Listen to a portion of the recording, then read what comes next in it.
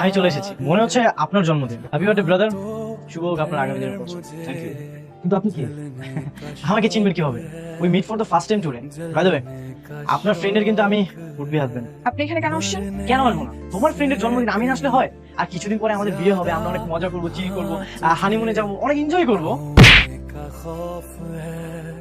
কি বলতেছেন? হানিমুনে যাবে, বিয়ে করবেন?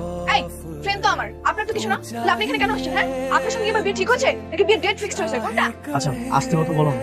পাশে তোমার ফ্রেন্ডরা আছে, রেস্টুরেন্টে সবাই তাকিয়ে আছে। হ্যাঁ, দেখলে দেখুক, তো সমস্যা কি? আপনার তো কোনো সমস্যা নেই, কারণ আপনি তো একটা নির্লজ্জ। আপনাকে রিজেক্ট করার পর বারবার আপনি আমাকে বিরক্ত করতেছেন। হ্যাঁ, এগুলো কি করতেছিস? চুপ কর না। আমি তাকে বলে দিয়েছি না আপনাকে বিয়ে করবো না, তারপর কোন নির্লজ্জের মতো আমার পিছু পিছু ঘুর। আমি তো বলেই দিয়েছি আপনাকে, তাই না? আর বাবা যদি বিয়ে দিতে চায় সেটা বাবার ব্যাপার। সরি, আমি না আসলে বুঝতে পারি। ও, এখন বুঝতে পারেন না? ইউরোপ থেকে পড়াশোনা করে চলে আসছেন আর এগুলো বুঝতে পারেন না? ঠিক আছে, ছাড় না, অনেক তো তুমি কথা। ওরা আরো অপমান করা উচিত। সরি ব্রাদার, তোমার বাড়িতে এসে একটা ঝামেলা